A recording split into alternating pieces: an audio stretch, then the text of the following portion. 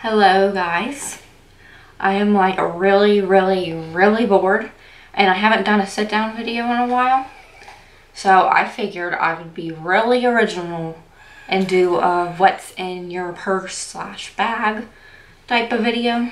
Chronic illness edition, of course, because everything practically that's in my purse is medical related for the most part. So let's get started. I'm going to start with my backpack first. The backpack is what I carry my IV infusions and my tube feeding supplies when I'm out and about. The backpack that I prefer to use is the Vera backpack baby bag because it's big enough to accommodate tube feeds, IV fluids, the continuous Benadryl, and TPN when I'm on it. But it's kind of broken right now, so the one compartment where I tend to keep everything that would be like necessary for when I'm going out is kind of all shoved up into one pocket. This is the front of the bag. I'm gonna start in the side pocket right here. I have my handy dandy thermometer.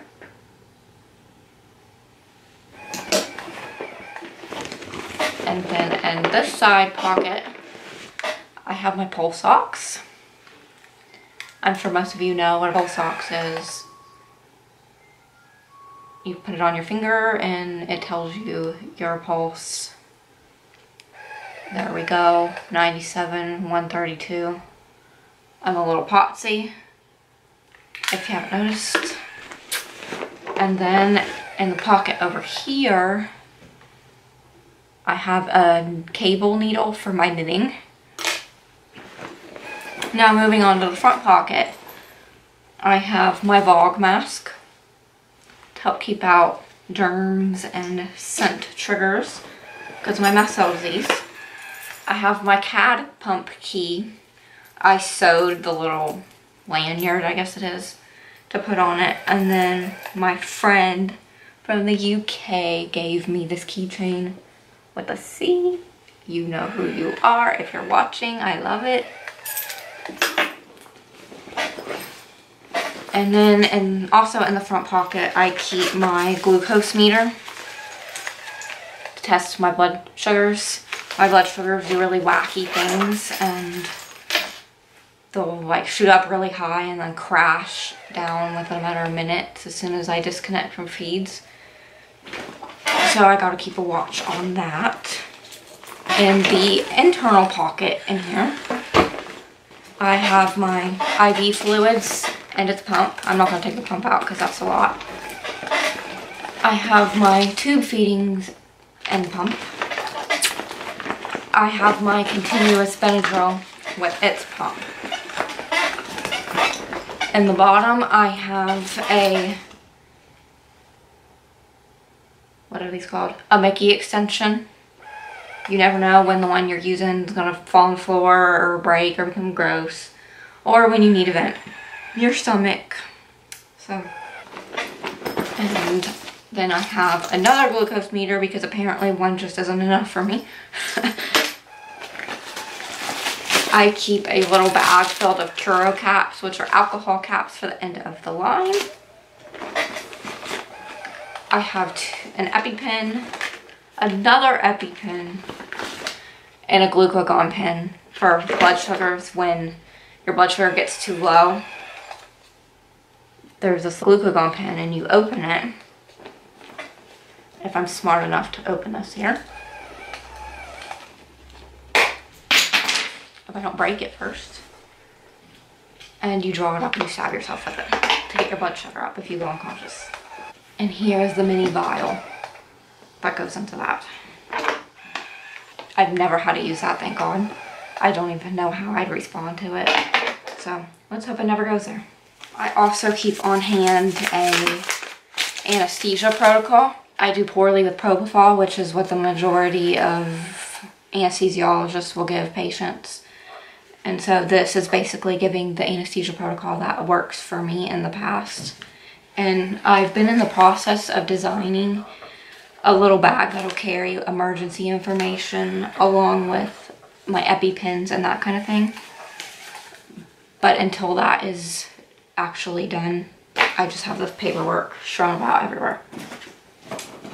And lastly, I have my wallet. Has my ID. And then 2 CAD pump batteries. Moving on to the second bag. It looks like this. I bring 3 bags when I go out anywhere. I bring everything but the kitchen sink. So in this bag, my cat bag, I call it my catch-all bag. It's stuff that won't fit in my infusion backpack, but that I still might need when I'm out. So in this, I have a syringe to flush my tube. I keep a bottle of Similac sterilized water.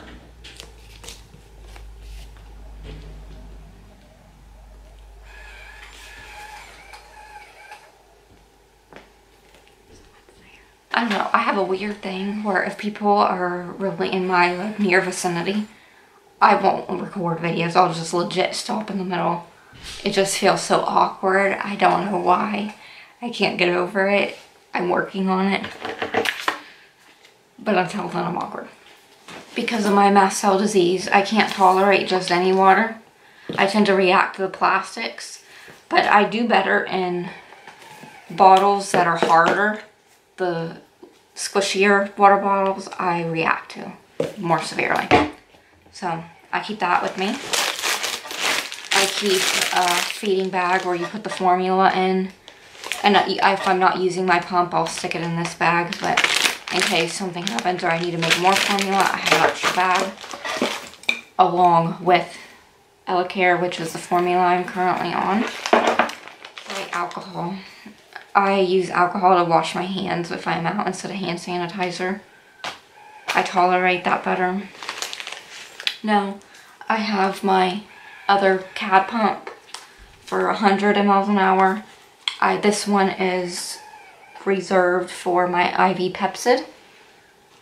And in case I need to use that while I'm out, I have that. This bag is a miniature cat bag. I had my finger splints in it, but I don't right now.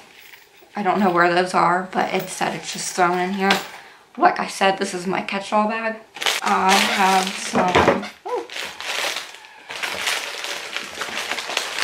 some more alcohols. Those are kind of grody. Yeah. I have a bottle right here. This is a Medela. I think that's how it is. It's a breast pump bottle, but I use it to mix my tube feeds. I used to use regular baby bottles, and the formula would get all caught up in the top of the nipple, and it would not mix properly, and then you'll have big chunks, or sometimes they'll leak. And this is like the best 20 bucks. I got a set of them on Amazon. I can link that down below that I've ever spent, because I don't have any of the problems that I used to have when making my formula, and they last forever. So I don't even have to replace them as often as I would have the regular baby bottles. Non-medical related, but I also keep the book I'm reading in my catch-all bag. This is from A Song of Ice and Fire series. It's book 5. The last 2 have not come out yet. I actually just finished this one, and I'm kind of depressed because the next one will not come out until 2020, and it's kind of depressing, I'm not gonna lie. I really liked it. I guess I'm not here to book review, but the series is definitely worth it. It's very different than the TV show, the Game of Thrones. I mean, the first few books follow the TV show very well, but the last couple, not so much. They changed a lot, and the TV show is kind of raunchy, I think, for my taste, but the books aren't at all. Just definitely worth it. I really love them. Okay, moving on. I have gauze 2x2 that I put around my feeding tube because you get leaks sometimes, you know. It is what it is. I have a feeding tube belt. My stoma has been driving me crazy. it leaks and leaks and leaks. And putting pressure around it with this band helps relieve some of the pain and keeps it tighter against my skin so it won't leak. I have the smallest length possible for the Mickey DJ tube, 1.5 centimeters, and it does not go any smaller. I used to have 2.5 centimeters, but it leaked profusely even then, but even worse. And so as we decreased the length, the leaking did improve, but it's not quite enough and I can't go down any smaller. Okay, I keep this. It's a Vera bag. Those are drain bags. I connect it to my G-tube to vent stomach contents. I have an ileus and I've been venting like crazy because of that to try to relieve some of the burden on my small intestine. Okay, I also have Curo caps. Okay, let me tell you. Normal Curo caps, let me find, I kept in my other bag.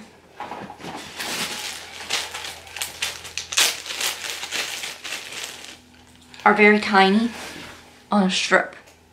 You see? They have individual ones too that are kind of like this. Okay, but these are just, I don't even know what these are. I mean, they're Curos too, but they're just different.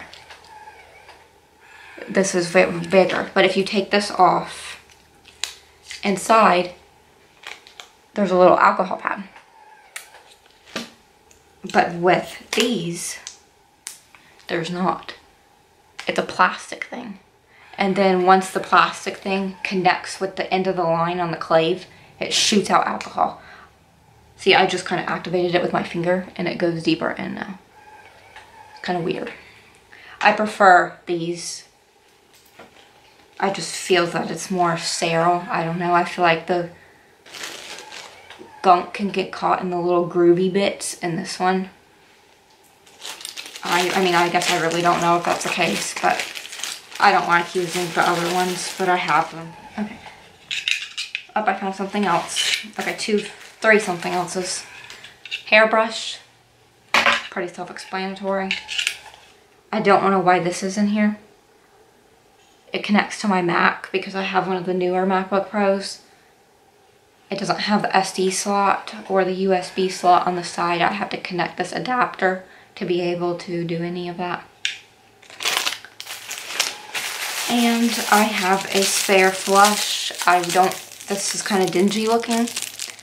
Even though it is wrapped, I don't use those for my line. I use that in case I need to clean around my tube stoma. I'll use the saline. And the third and final bag I bring with me when I go out. Not that I ever really go anywhere to speak of, but okay, it's another Vera Bradley, but it is a giant black purse. Hard to carry. This is not something I get into often when I do bring it out. This is strictly emergencies, like very, very emergency. I have 2 more spare Epipens in case the 2 in my bag are not effective. A prescription for a peg site culture. There's more 2x2 split gauze. A prescription for an arrhythmia specialist. An IV 3000. I used Tegaderm over my Hickman, but I have IV 3000 as a backup. Giant alcohol wipes. This company that makes them earns their living from my family. They're the size of Clorox wipes, except they're 70% isopropyl alcohol. They're by Pharmacy. I use those to wipe down surfaces or my hands. Surfaces meaning if I'm out and I need to give IV meds, I can kind of sterilize a place. It's good.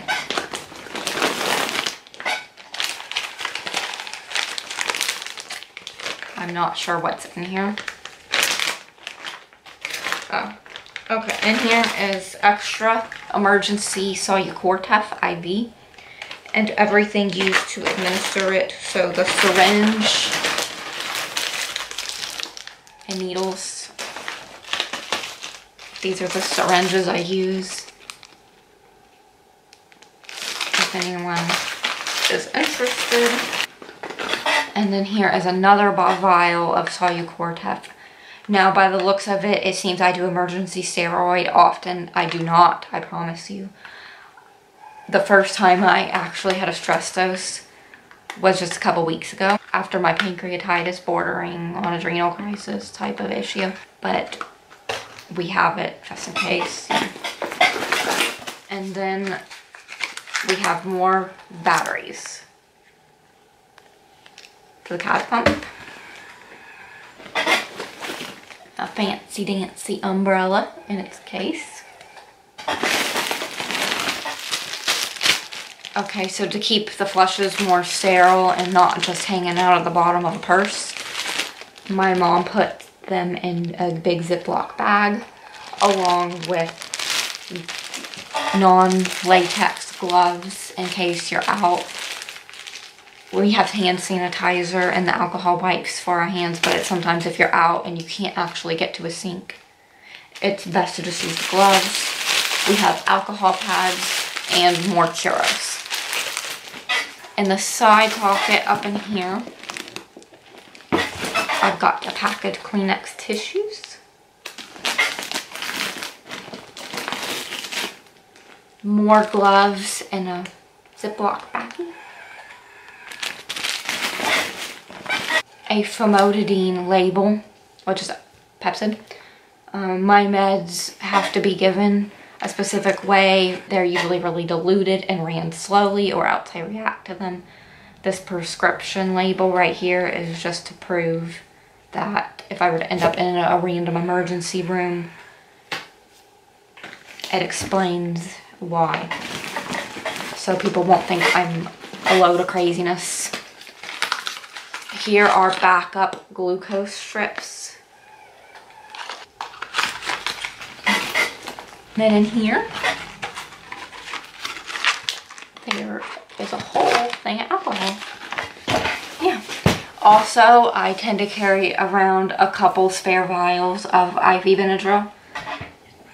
The bolus dose on my continuous pump is normally sufficient, but if there's ever a case where the pump stops working or that type of situation, then we do have backup. And then also when I leave, I'll bring a cooler with extra meds in it because the IV meds have to be kept refrigerated. If I'm just going 10 minutes down the street, I won't bring as much. But if we're going to be traveling like an hour away, or if I know I'm going to be somewhere for a long period of time. Well, that is it on what is in my bag. If you like this video, subscribe to see more.